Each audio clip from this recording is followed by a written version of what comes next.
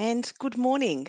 Good morning, hello, and welcome to the last day of our really awesome conference that we've all been participating in. Today, you've joined the Working Together to Improve the System session, and we really warmly welcome you all.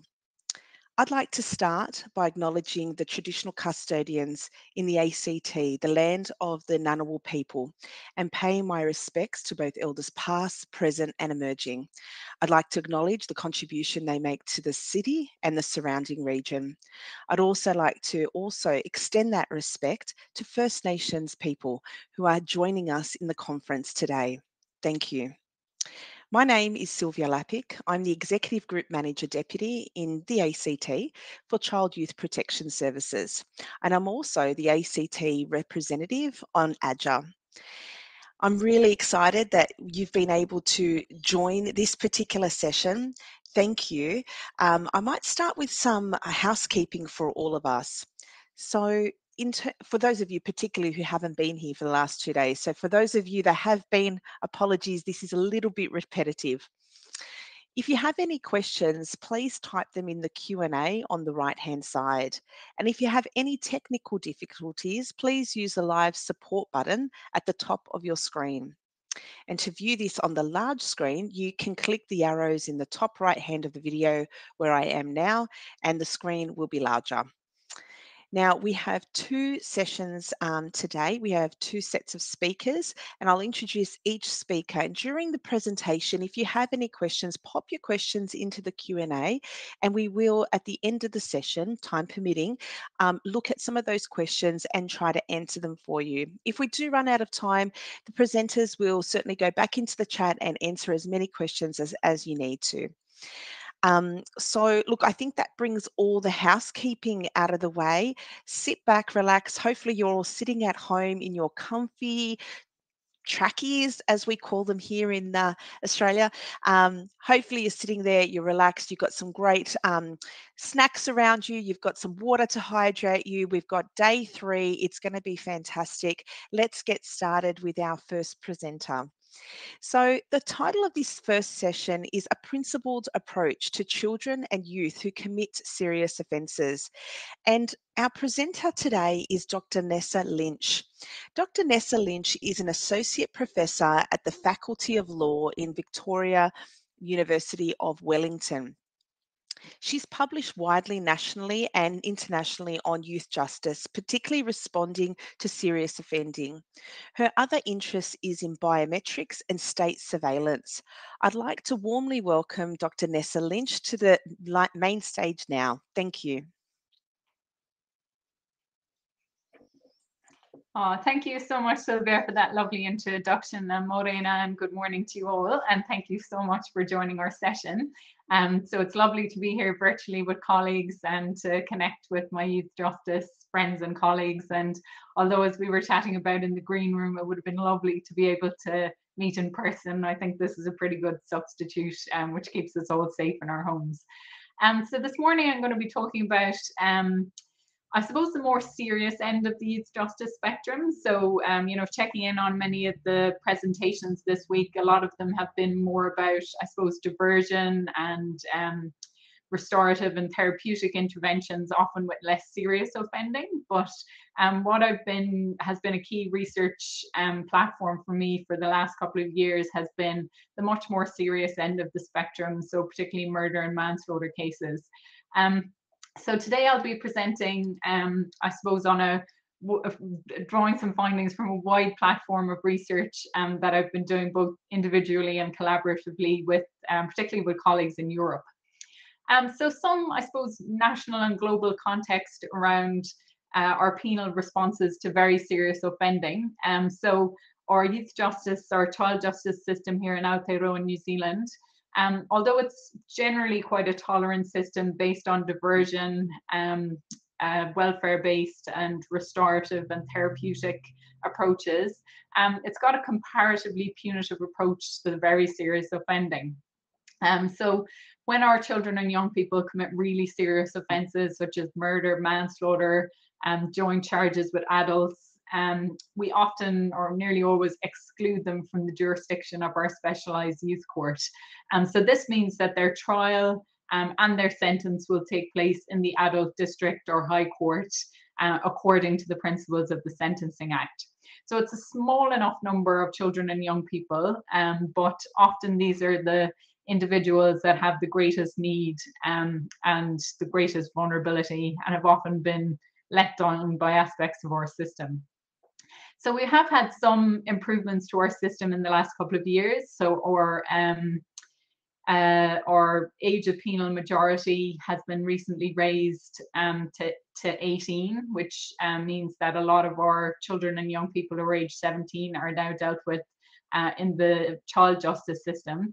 But we still retain serious and punitive offending responses for such as life imprisonment and lengthy sentences for some offending. So similar trends can be observed across common law jurisdictions. So our friends across the ditch in Australia, so many of the jurisdictions there would mirror that type of approach. Or colleagues in civil law jurisdictions, they tend to have higher minimum ages of criminal responsibility, but often their treatment type responses, particularly in mental health custody, can often have a similar or much more punitive effect. So in co-authored publications, particularly with my Dutch colleagues, so we've explored whether there are any less punitive models around the world, and the answer is not really. Okay, so I suppose some other context as well, and so I suppose in line with the principles that we're trying to adhere to, I wouldn't share photos of children and young people who are offending, although this first one is a historical. So one of the themes is we're actually getting more punitive than we used to be. So people here in Aotearoa, New Zealand would be familiar with the famous case of the girls in Christchurch in the 1950s. So the law as it was then, they actually got out of prison, they were sentenced, but they got out of prison after 4 or 5 years and received quite a tolerant response. And so a reasonably similar case a couple of years ago in the north of the North Island, 2 girls, again a murder case, received very long sentences, so life imprisonment with minimum non-parole periods, very lengthy. And so this is something that we are also obviously seeing in other jurisdictions, that we're getting more punitive towards these types of offences, even though our understanding of brain development and of, I suppose, children's role in society is a lot different. So I'm going to use today murder sentencing as an example of, I suppose, the problems and issues in relation to children's rights in these type of situations, so that I can give some idea of what a principled approach might look like. So in Aotearoa, New Zealand, when somebody, whether they be a child, a young person or an adult, is sentenced for murder, there's a presumptive sentence of life imprisonment. So this means unless it's manifestly unjust, you must be sentenced to life imprisonment. So life imprisonment means that the time that you spend in prison before you can even apply for parole is 10 years, but this can be fixed higher, particularly if it's an aggravated murder under Section 104. So we had 3 strikes for a while, it's now being repealed, but that was only available for offenders aged over 18 years. So the key point is there's no distinction between children, youth and adults. So in this paper that I published a couple of years ago, I analysed the sentencing remarks and outcomes for any child or young person that had been sentenced for murder from 2002 until 2015. So there were 26 cases and all but 1 got life imprisonment. So in the table that you can see before you, so again, I've hidden the names because I don't think, one of my points is we shouldn't be releasing the names of these children and young people. But you can see that even some quite young children, H, who was age 14 at the time of the offence, they've gotten a life imprisonment sentence with that minimum period of 10 years. So we're not making a distinction between children and adults. So in my study, the only case that didn't get a life imprisonment sentence was a young person, a child, JN, He was 13 years old when he murdered a member of his family. So that's been the only case since 2002 that a judge hasn't imposed life imprisonment. So that young person got a sentence of 18 years. So we saw in that case that the judges thought it was manifestly unjust to do the life sentence, but we have a raft of other cases where young people, this case of RH, for instance, the judge admitting that the intellectual capacity borders on disabled and that's contributed to his offending. He's easily led, but still the sentence of life imprisonment needs to be imposed.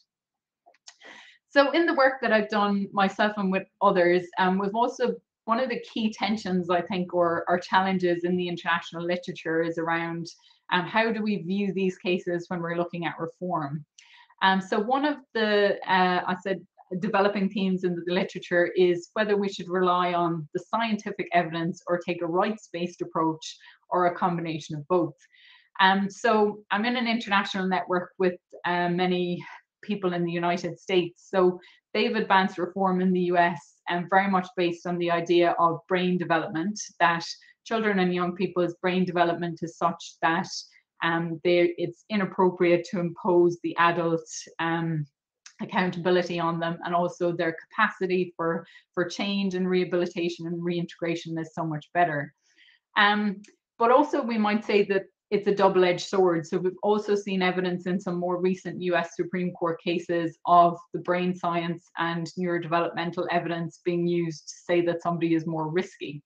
So I suppose particularly the European colleagues who are very much working from that kind of Convention on the Rights of the Child, rights-based, would say that we should have the idea that if you're aged less than 18, whatever type of offence you've done or whatever your characteristics, it's the importance of treating you like a child.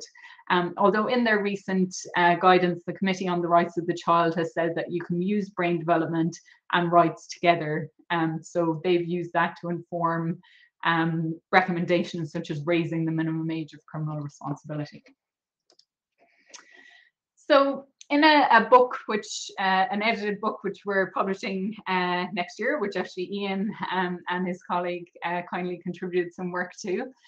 So we've been trying to, I suppose, get a sense of what's happening globally in the idea of penal responses to children who commit serious offences. And so the colleagues that we invited to contribute to this collection show that around the world, both in common law and civil law jurisdictions, in jurisdictions as diverse as Iran and China and Ghana, the approach to children who commit serious offences, particularly murder, is inevitably exclusionary. So we say, you know, you're a child, you're subject to the youth justice system, but if you do something really terrible, we're going to exclude you from that system. And there's often those indeterminate sentences available, like life imprisonment or other forms of indeterminate detention. So punitive sentences are often used, I suppose, in kind of discourse as a backstop. It's like, we will have this youth justice reform, say in New Zealand, we'll bring 17-year-olds into the youth justice system, but if you do the really serious offences, the Schedule 1A will exclude you. So it's a way of advancing reform while still reassuring the public that if something really bad happens, we still have this punitive sentence available. Another theme which we've been trying to address in our study is that there's a real gap in guidance in human rights bodies and scholarship. So the Committee on the Rights of the Child, the Council of Europe and other human rights bodies have a huge amount of guidance on police diversion, restorative justice, you know, care interventions for less serious offending. But when you get to the very serious offending like murder, you know, it's crickets. There's very little available. There'll be some kind of generic statement about preserving public safety and having rehabilitative responses, but very little guidance that states can follow. So in our work, particularly this book we're publishing next year, we're trying to grapple with that. What does a children's rights compliant response to a murder case look like? Because these are very difficult cases that often challenge a lot of our perceptions around children and are real challenges for justice reform. So one of the things that we've been advocating, I think, is this idea of a children's rights informed conception of the public interest. So often in murder cases, we talk about the public's interest and accountability in having that public trial so that people are reassured. But we're wanting to conceive of that as a long-term public interest in rehabilitation. And of course, often, as people would know, often these children who offend have been victimized and harmed themselves. So very quickly, because I'm running out of time. So some things, concrete suggestions we've been talking about, particularly removing minimum in periods of imprisonment, having everything dealt with in youth justice, and higher minimum age of criminal responsibility. And I suppose the overall point of reconceptualizing a sentence towards reintegration rather than punishment. So lastly, we've got a paper out, Ian, who's here in the session, has contributed to that as well. That's publicly available, and it's very much focused on Aotearoa New Zealand. And we also have, with my European colleagues, a book coming out which is trying to explore a bit more about these really challenging cases, but how we have a child-specific and child-appropriate outcome. All right, thanks for your attention. I'll finish the presentation and hope to speak to you again in the Q&A. Wonderful. Thank you so much, Nessa. That was really insightful. We look forward to the book being released next year. Please let us know. Is that sort of in the mid-year? Is it the end of the year? Do you have any timeframes on that? Well, we just got it off to the publisher last week, so the peer reviewers and copy editors are working on it. So yeah, hopefully towards the start of next year. Wonderful. Is there a title to the book? Did you mention a title? So it's what did we call it in the end? There was lots of debate about the title. I can imagine. Global penal responses to children who commit serious offences. Yeah. Wonderful. And I guess we can purchase that from any good bookstore or of online. Course. Or anywhere. Makes a great present for your family, whānau members. Boss, for your colleague, you know, that's fantastic. Thank you so much. And look, on a serious note, I think the work that you've sort of presented today does align to a lot of the jurisdictions, particularly in Australia, that are looking at raising the minimum age of criminal responsibility. So your presentation is probably really good timing, as well as your book, to really start thinking about what would that mean? What are the types of early intervention programs that need to be in place in order to support young children or young people in that space to prevent? And I guess, yeah, some really good insights for a lot of us to think about. So thank you so much for sharing your presentation today. So look, I might go to the Q&A. We do have a question from Darren Hegarty. Do you have any thoughts on how do we take the public on the journey of a rights-informed approach? Good question, Darren. Yeah, and that's a really interesting one. So obviously the colleagues in the US who have a lot more funding to do these things, particularly the MacArthur Foundation's work, which funded a lot of work on that brain development, which is quite powerful, particularly in that United States context where they do less of the international human rights. So I suppose it gives people that real scientific basis of children and adolescents' brains being much less developed. But I suppose something that really drew me to this area of work was that there is so little advocacy for this work. So again, many of your international human rights organizations that would be usually advocating for children, they just seem to deliberately or otherwise ignore this area of advocacy because they are very, very challenging cases. So, you know, some of the cases, particularly when the young person is kind of 17, they've committed an awful murder, they are quite challenging even to our own conceptions of children. So I think the point is that the literature and the understanding of advocacy is much less well developed. But I think the scientific brain development evidence, I think, should be quite powerful for the public. So we need our experts to be out there talking about these cases. And also the public interest point that if we're putting a 13 or 14-year-old in prison, they're going to spend some time in adult prison if they've got a long sentence. You know, how are we best ensuring that when they get out, when they're 24, 25, that they're best prepared to live, you know, a safe life? So I think we've got to get that across to the public and to our decision makers about the long-term public interest. Yes, spot on. Couldn't agree more, Nessa. We do have another question here and a comment first to start, Nessa. Incredible work and cannot wait for the book. I'm the same. I think that's fantastic. I'll employ you as a marketer, Sylvia. Yeah.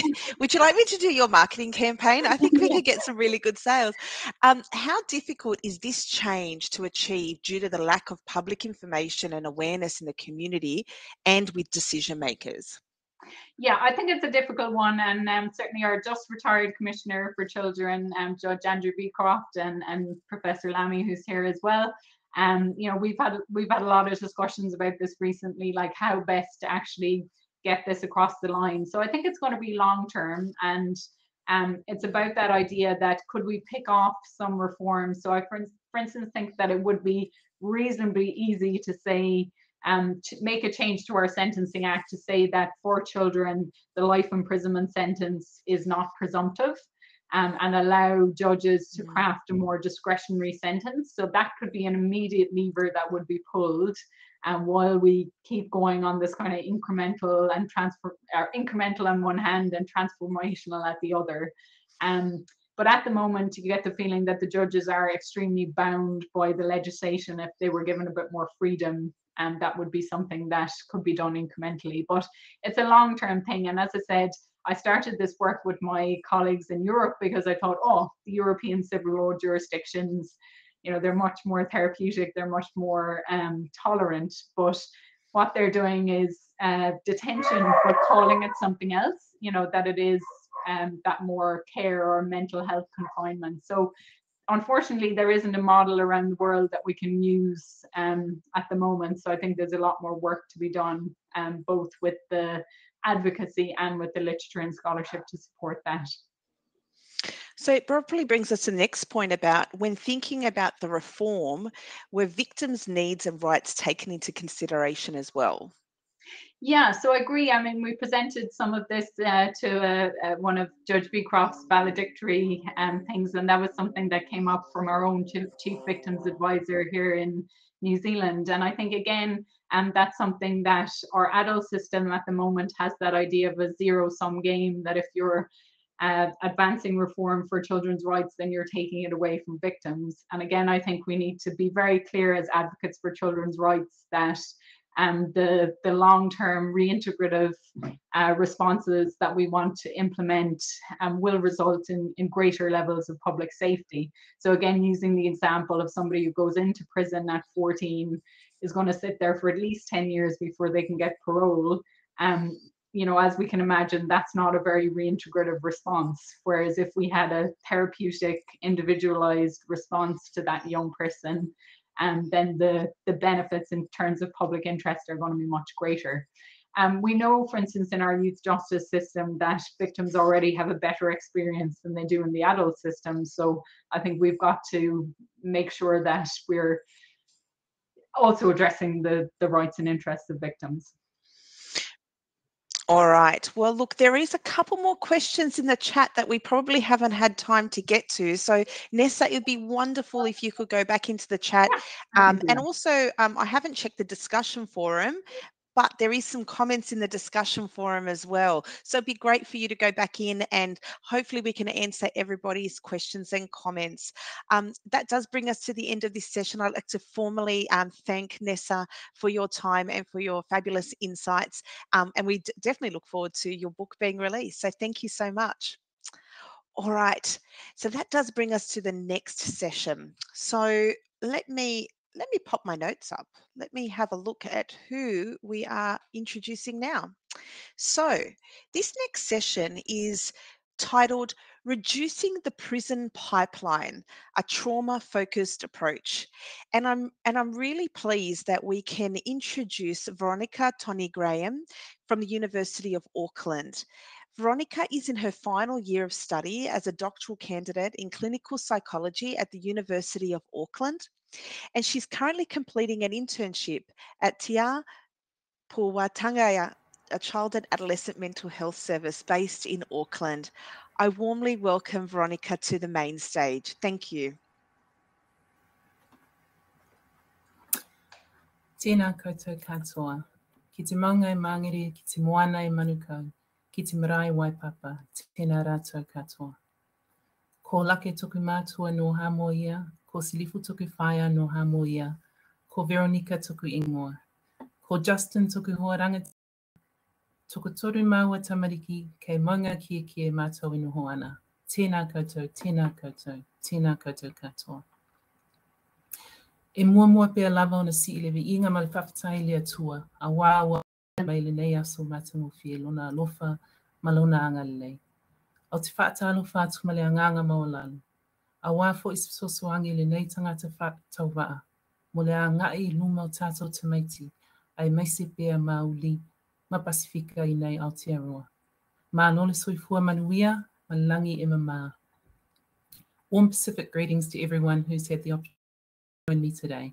Thank you so much for choosing to be here and for giving me your time. Okay, so my presentation today is on in the pipeline, and we are specifically considering the remand option investigation tool. Dr. Ian Lambie will be joining afterwards for Q&A. Okay, so I thought an appropriate place to start was to remind ourselves of the purpose and principles that guide our mahi in the youth justice system in New Zealand.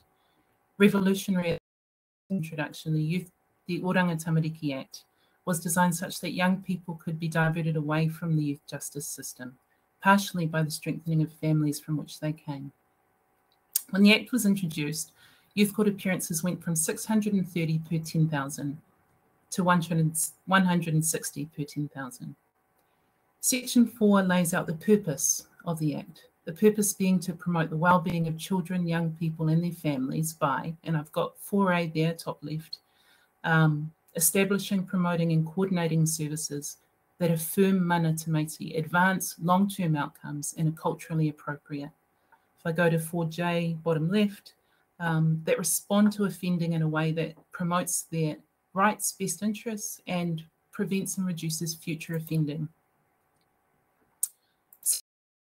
Is that courts and people that exercise power from this Act should be guided by the following principles. G, that a holistic approach is taken when we consider young people as a whole. That includes looking at their whakapapa, their cultural, gender, and sexual identity. And bottom right there says that the measures for address causes, section 208 covers the principles that must be considered for youth justice. So 200FA says that the measures that we use to deal with offending address the causes underlying the offending. And finally, 208D, that any young person who commits an offence should be, so long as practicable, kept in the community.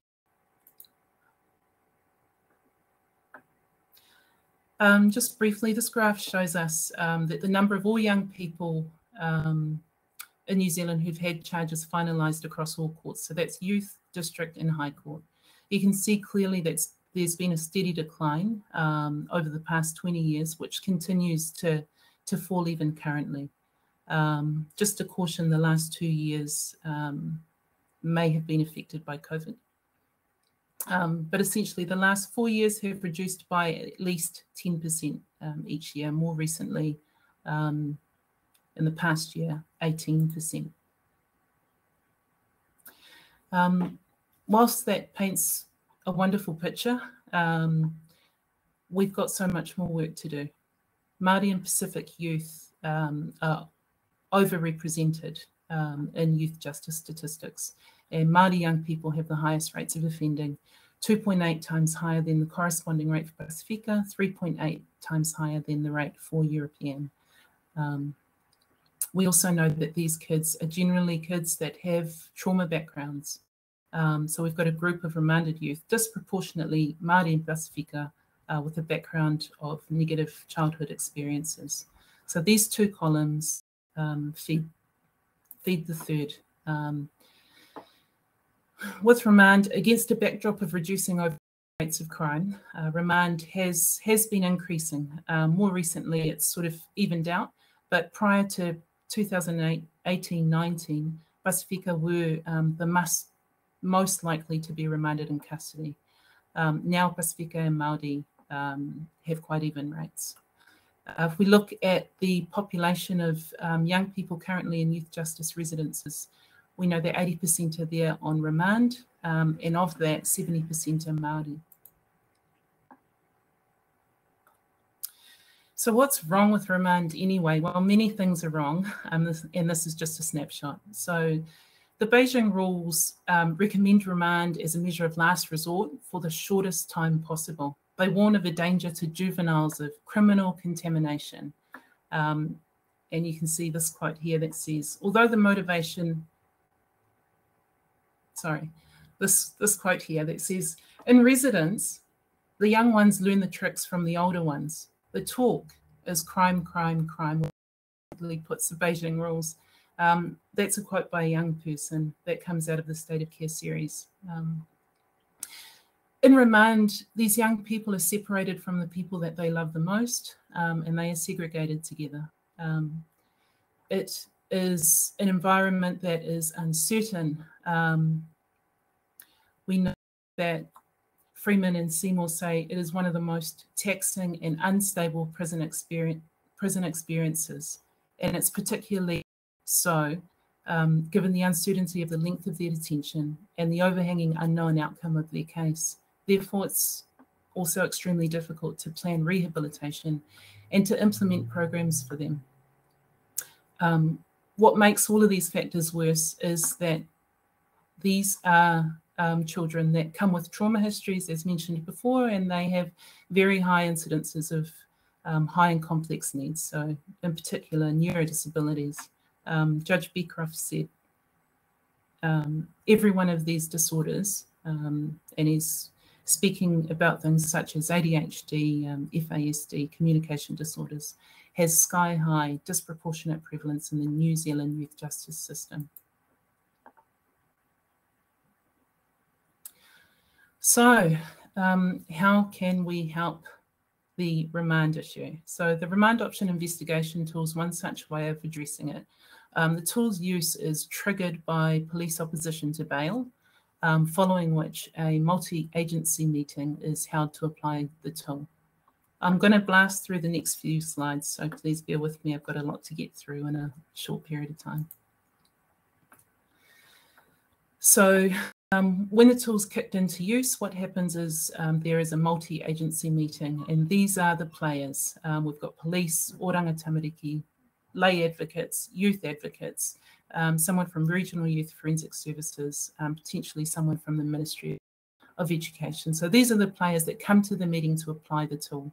And the tool itself contains factors such as education, trauma, offending, risk factors, protective factors, strengths, alternatives to remand and placement options. So the tool starts with identity, and that's deliberate and purposeful. That young Māori and Pasifika so grossly overrepresented necessitates a systemic response which meets their offending needs in ways that forefront their cultural identity, their cultural values, and their principles.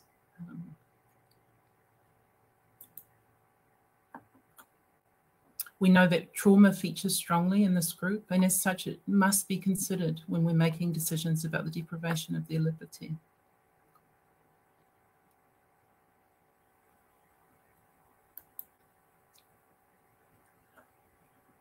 This is a section that's filled by police. It gives us a snapshot of the history of the young person's offending, charges, old and new. It looks at bail breaches, and importantly, it considers the reasons for those breaches. This section looks at risk factors. So, for instance, with a history of absconding, what sorts of supports might be available to mitigate the risk, but also from where have they been absconding and why? Protective factors speak to two main parts, education and services. So engaged, what works, what doesn't.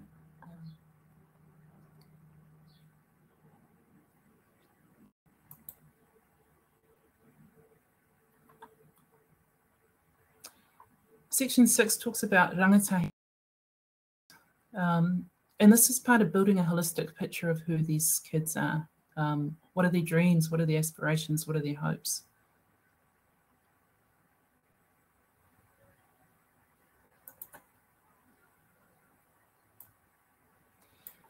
Section 7 says, what else is actually available for the young person outside of a remand to residence, and what supports can be put in place to ensure their success?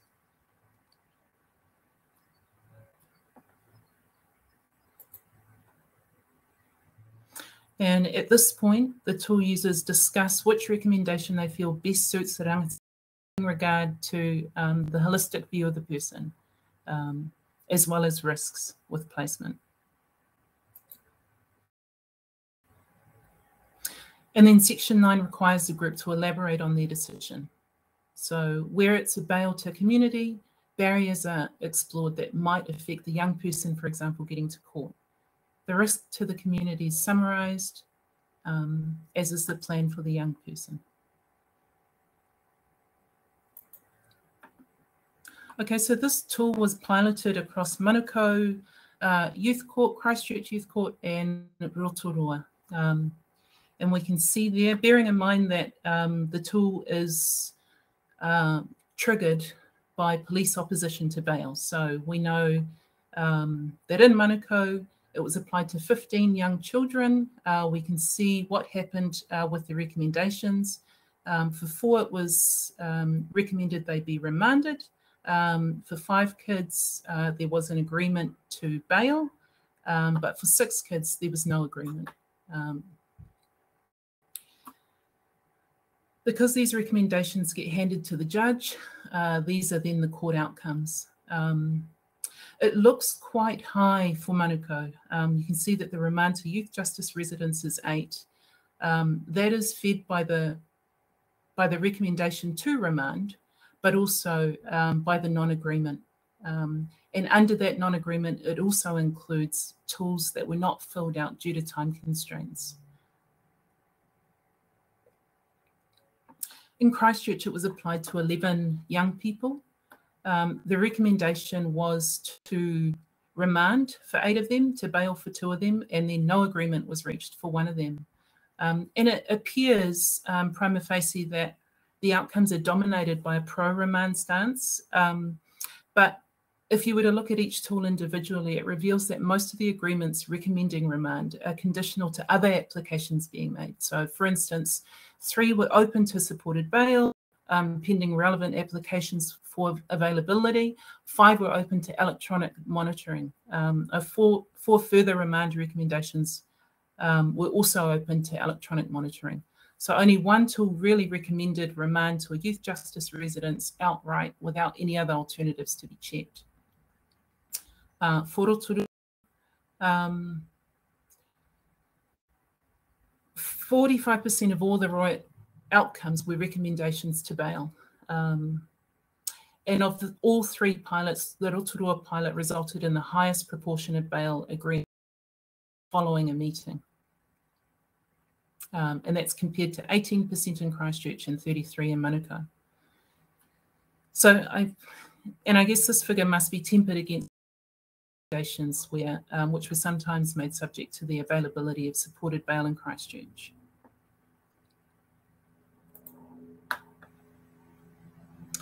So I spoke to a number of, I essentially spoke to all the tool users across all 3 courts, and I'll present some of the findings. So just quickly, I'll blast through these. So one of the weaknesses was that it asked for information we didn't have, and I'll read one of these. It said, people hardly knew whether or not they spoke their language, the young people spoke their language, or where they came from. So that identity question, that was always hard, who they were. Protective factors like NCEA credits, I don't think we ever got that from education. They also said that they found the tool too time consuming. They said it was cumbersome, particularly when it was for overnight and new arrests, and that getting all the information ahead of time was problematic.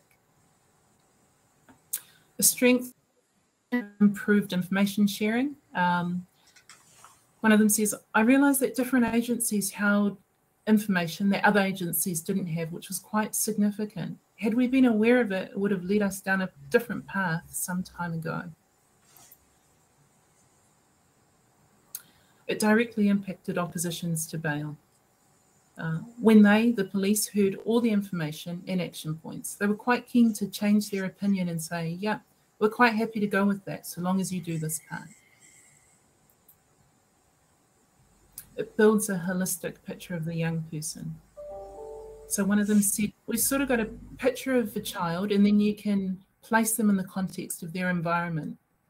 And then they become a person and not just about, you know, public risk and details. It brings trauma into remand decision-making. Having kids in custody is quite a significant step, and understanding what trauma looks like is an important part of the conversation. It promotes collaboration. It was health, it was police, it was OT, it was education, and you don't get that often. And we don't all get to sit in the same arena and we the same information.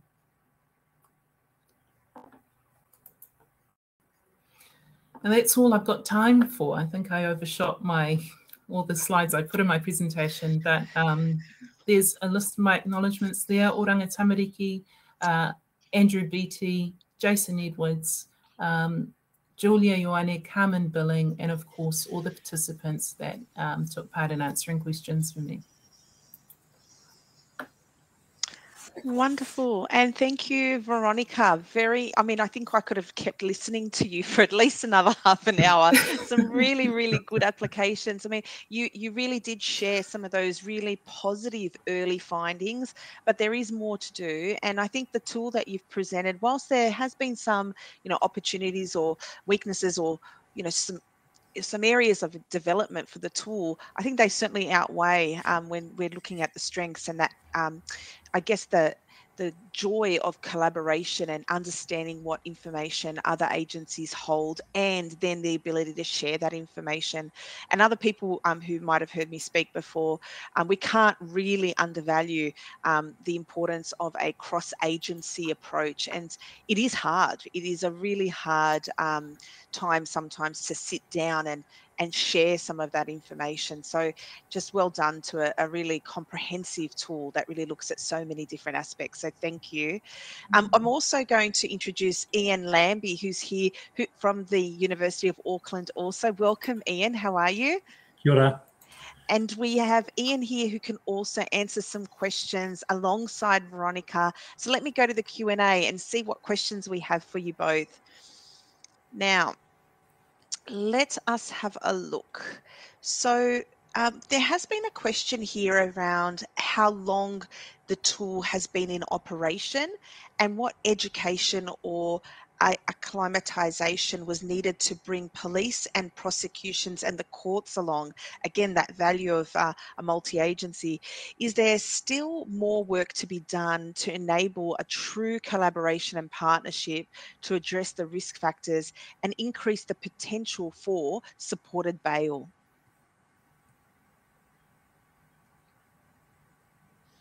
Ian, did you want to speak to that one? No, I'm just reading the questions at the moment. I'll start. How long has the tool been in place, Veronica? Yeah. The tool was piloted at the end of 2017 and the start of 2018. And for some courts, it stayed. So it's still since then been operating.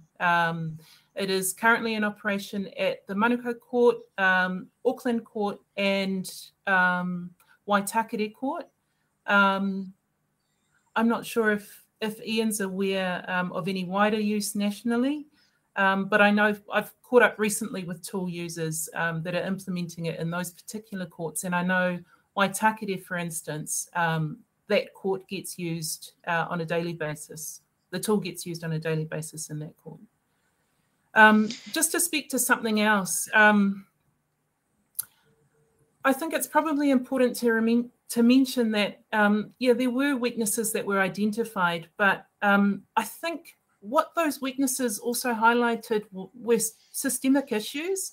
For instance, if we looked at the weakness identified, like in terms of it asking for information we didn't have, it highlights that youth justice sector professionals, the way they know the rangatahi is kind of limiting at present. It may sort of ignore identity, language, strengths, and essentially identities become confined to what is relevant to Western ideas of offending and punishment and remand. And as such, with questions around identity, tool users really struggled to answer those questions. So there's sort of a, I guess maybe a lack of infrastructure support at this stage, which I think would go some way in helping the remand discussion and helping the tool to function as intended. I think I'll just pick up what Veronica's saying. One of the things which we realised is there were two versions of this, and we developed the first version, which was a longer version, and then an abridged version. And I think there's always a challenge for agencies and individuals to, I suppose, find the time to do that. However, what I understand is happening, and often happens in any area, social sector or wherever, is that if you have individual champions that go beyond the call of duty, and that is including judges, social workers, other health practitioners, that it's possible to do this, and the outcomes for the young people can be different and can be, I think, more improved. And what we found in our pilot is that an example is, and I won't mention the court, but when a manager from National Office turns up to a ROIT meeting, he made the difference as to whether a young person would go into residence or not. And that young person was Māori, and that's another Māori person who potentially may not have had a worse outcome and who had a better outcome. And I think that's really important. We're talking about individual people, we're talking about life outcomes potentially, and we're talking about, you know, really where practitioners are going the extra mile. It actually makes a huge difference. And I think, you know, I think there are potentially, like we were involved in the pilot, the evaluation, and did it at this stage. I think there's obviously challenges about rolling this out nationally, but I think, you know, I think where it was done and done well, we clearly saw better outcomes for the young people, and the agencies, including iwi and NGOs, really working collaboratively together in a way that actually you'd think, well, they should be doing it, but actually they actually weren't. So, yeah. Great. Look, picking up on that point, Ian, around collaboration, we do have a question from Ashley Boyd. The ROIT is a great tool. However, there is a struggle that Ashley is experiencing getting police to engage more willingly in the tool rather than focusing solely on their bail opposition. How do we ensure partnership with police to engage in this tool being used more often? Well, I'll be sort of fairly. I think the easy work, if I'm being blunt, was developing the tool. I think that's the easy work. The hard thing is rolling it out. And I think what it needs is, I think that probably speaks to things at a national level. And I think really what it needs is I mean, there have been examples of other really good tools that the police have developed, which have never really gone anywhere in New Zealand. And a lot of money's been spent at the front end with those two, and they're very, very good tools. And I think what it requires is really a champion and probably a group of individuals that are really committed to this. And it really requires people that can lead projects and keep going with them. And I think, yeah, I couldn't agree more, but I think it is possible. And I think it's interesting where you have judges that really are pushing for this, then things happen. And unfortunately, it shouldn't happen that way, but it actually is the reality. So if you've got good judges that are really promoting it, pushing it, then it's far more likely to actually, we're likely get better outcomes to the young people. Yeah, absolutely, Ian. And I think there's that real notion around investment in implementation and pre-implementation activities to ensure the success of projects and pilots like these, and drawing on some of those implementation, I guess, lessons would be really interesting to explore further understanding so that there's better applicability across different jurisdictions. Look, that does bring us to the end of this session. I do want to formally thank Veronica and Ian for their time today, for sharing those insights with us, and the tool particularly. We can see so much value in the work that you've done, and really at the end of the day making better outcomes for our young people. So thank you so much, Veronica and Ian. Look, for all members here today, that does bring us to the end of this particular session. It means that for some of you, you can jump into maybe another session, or for others, you can take an extended break. And so we will return back in, I've put here 40 minutes, but it might be sooner. So maybe 30 minutes. So back at 10:30 for Australian Eastern Standard Time, or 12:30 for New Zealand time. Please don't miss out for the next session. They're really quite interesting, and I think you'll find so much value. Thank you for listening today, and we look forward to seeing you on the other side of the break. Thank you.